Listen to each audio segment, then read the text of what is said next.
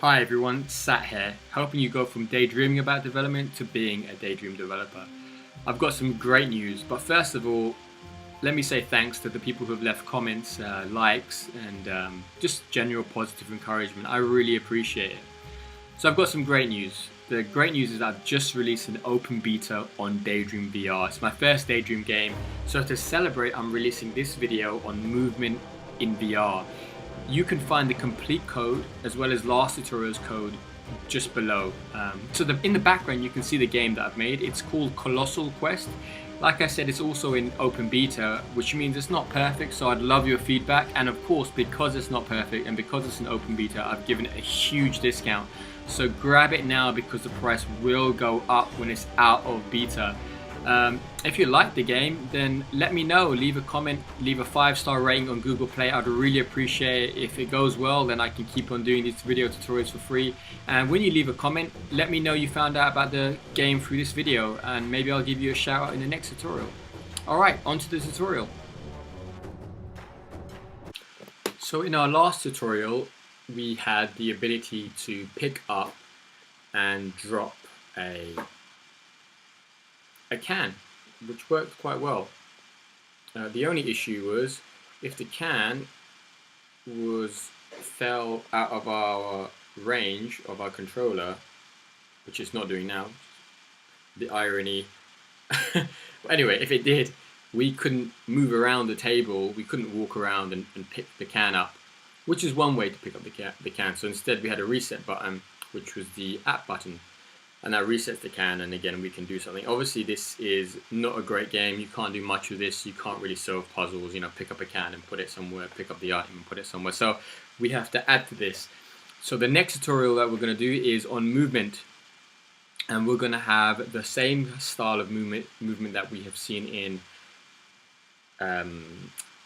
VR games like Alt Space, where the touchpad is a form of moving around. Touch the top of the controller, and I'll just show you here. This one here, touch the top of it there, and you'll move forward. The left side, and you'll turn left.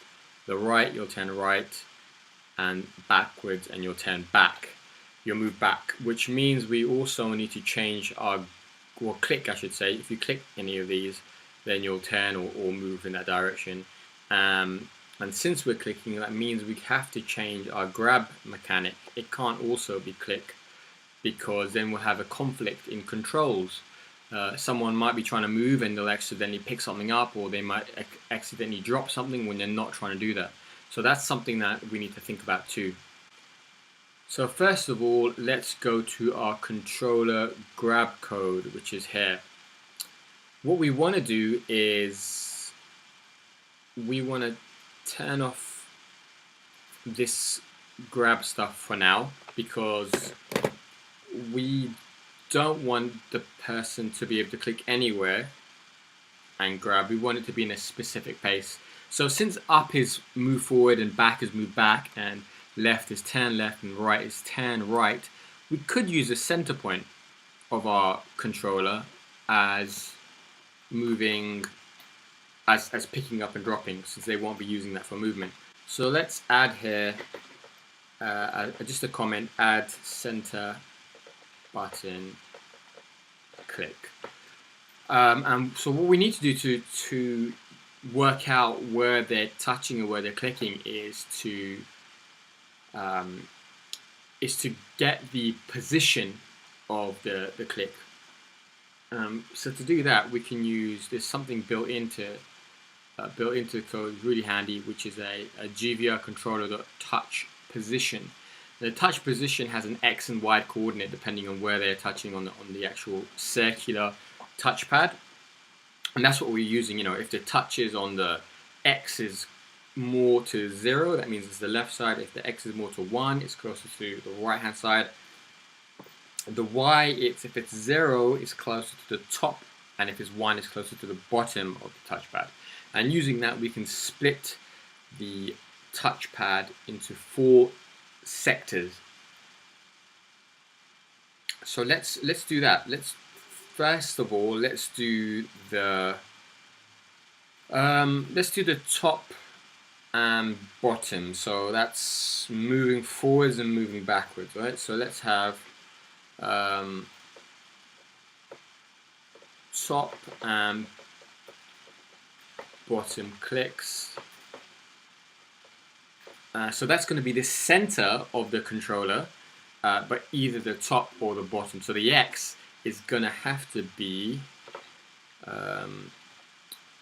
near. It's going to have to be near 0.5, right? Yeah. So let's do this actually. First of all, debug.log GVR controller dot touch position dot x, and then let's do dot y. So what we'll actually find out now when we run this code is roughly what the x position is, and I'll show you, and well, you'll be able to see here where I'm clicking. So once I tap there, so you can see I touched at the top there. So it's roughly, X is roughly 0.5. It's around the middle, but it's not exactly 0.5, which means we have to have a little bit of leeway. So if I tap a little bit to the left, just a little bit to the left there, it's like a 0.5, 0.4, sorry, I should say. And if I click a little bit to the right, the first value of X is a 0.6. So maybe something like above 0.3 and below 0.7. That gives us just in the middle, roughly a nice kind of space in the middle of the controller for our X value. And for our Y value, if I tap at the top, we get 0.1. If I tap a little bit lower, we get 0.28. So maybe again, if it's less than 0.3, that's the top. And for the bottom, if I click at the bottom, we can have maybe above 0.7, and that way we know the top and the bottom clicks. So let's go into here now that we have a little bit more of an idea of what output we get when we touch the controller. We can use that to determine where the person's been pressing on the or clicking on the controller. So if GVR controller dot touch pos dot x is more than 0.3, and so now what we want to do is the same piece of line of code, but we want to do it for less than 0.7. So this is as close, this is roughly around 0.5, but people press and no one's going to press exactly in the middle of the controller. So this is a good way of kind of counteracting that. And now we want to also check though that they're actually doing it at the top or the bottom of the controller. So GVR controller dot touch pos dot y, now it must be, well, if it's below 0.3, then we know it's the top of the controller. But if GVR controller dot touch pos dot y is above 0.7, then it's the bottom of the controller. So what we can do is just try that out actually. Log top of controller pressed,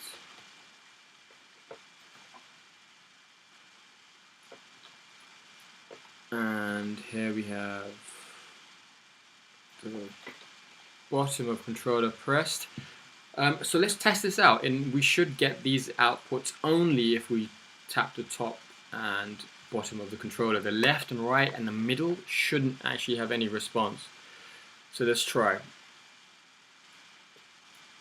So let's try the left actually. So there you can see I'm pressing the left, nothing's happening. Double clicking, because that's how it works with the emulator, is double click represents a click. Nothing against. Let's try the bottom. Let's try the middle as well. Smack bang in the middle. No, so that's between 0.3 and 0.7, so it shouldn't have any effect. And let's tap the bottom. There we go, bottom of controller press, perfect. Top of controller press. So now that means that we have the ability to do forward and backward movement. So why don't we just jump straight ahead and do that? So let's get the player object. Let's do public game object player. Alright, and let's now put that in here. So we've got our controller code here, and we've got our player code here. So let's just grab player and put player in here. There we go. So now we have access to the player.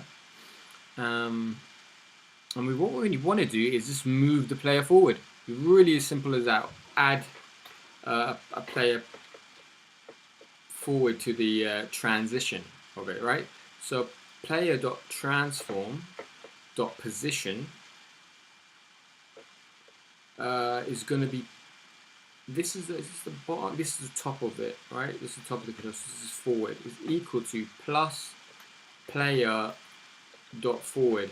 So forward, if I remember correctly, so transform dot forward. If I remember correctly, forward is the player's is a vector that represents the forward direction of the player that the player is moving in. So in this case, if I just go back over here and let's go to player.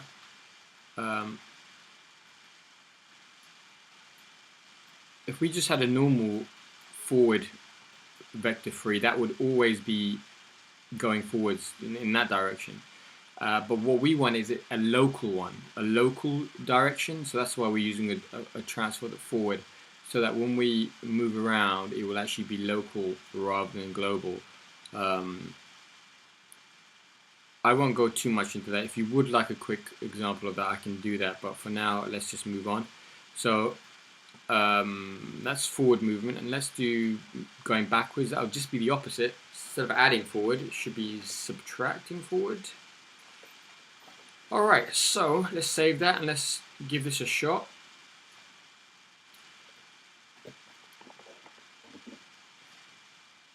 So we should actually move. Let's move backwards once. Bingo, perfect. And these forwards. That's great. So we're moving forwards and we're moving backwards. It's a big movement though. I don't know what you think about that. I think it might be a little too much. But that's something we can play around with. I think we can change some of these values. Alright, so let's try and reduce this by doing times 0.5f, so float, and times 0.1f. So you move, well, let's try 0.1. Yeah, well, let's just see if it's different anyway.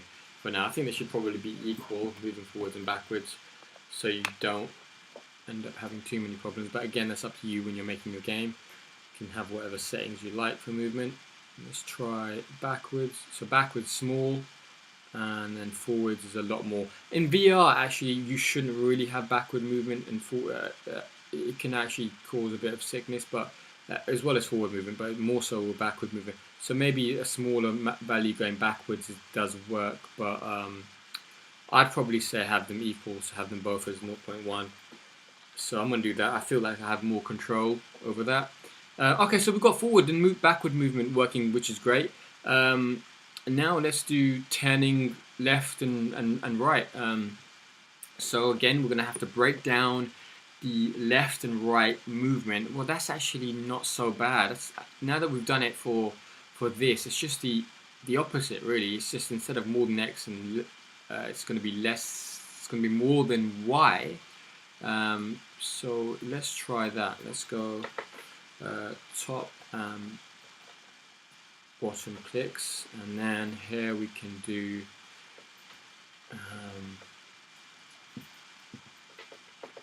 left and right clicks, and then we want to invert these really. So Y here, and X here.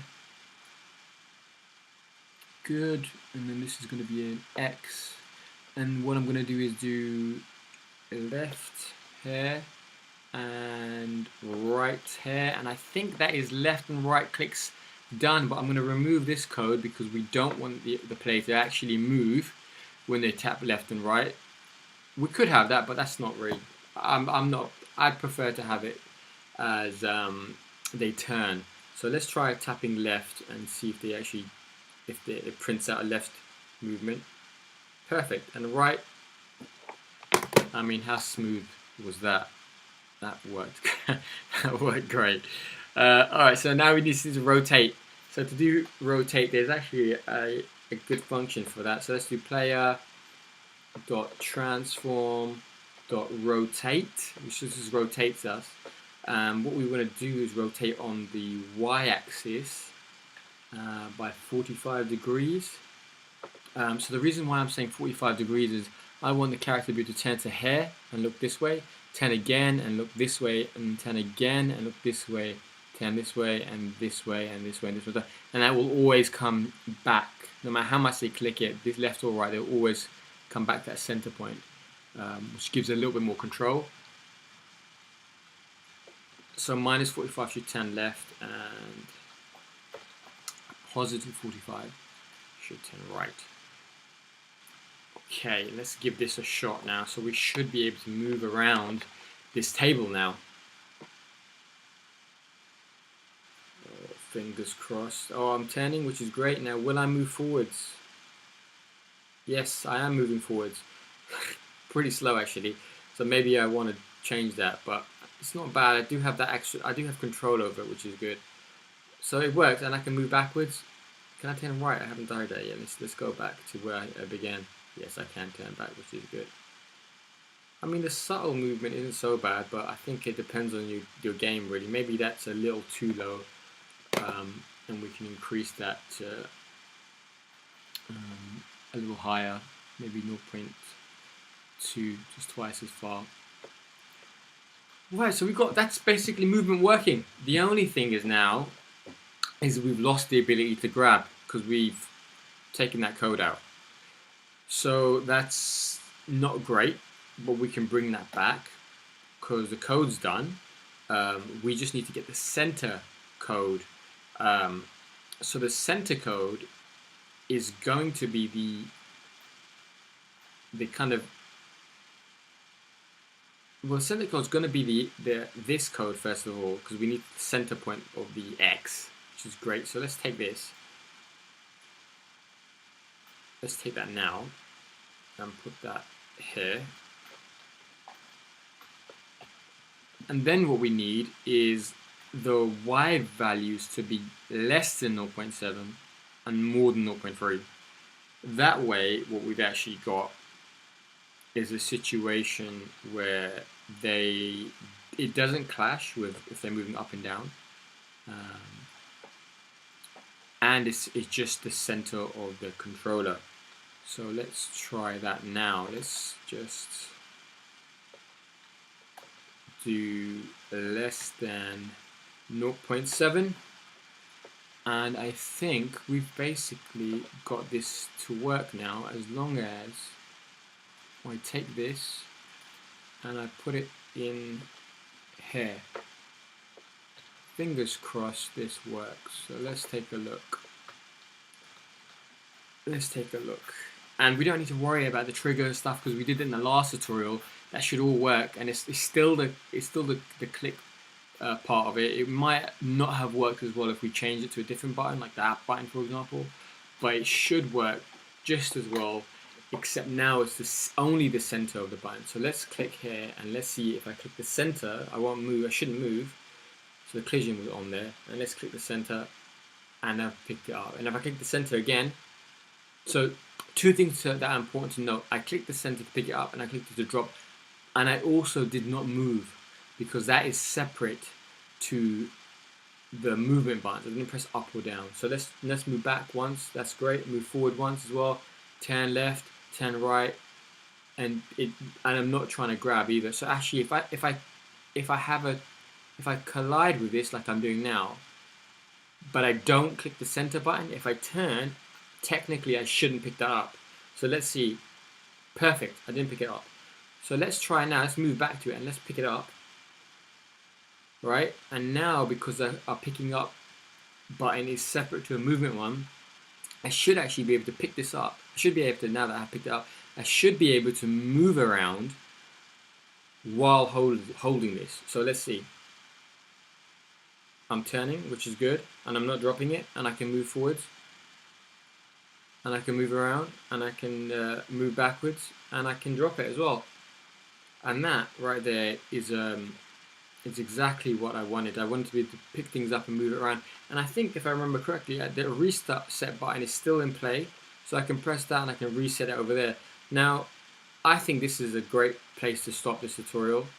I hope that helped you learn a little bit more about movement. Leave your comment below. Like if you did like the video. If not, then leave your comment. Let me know what you would have liked. That would have helped more.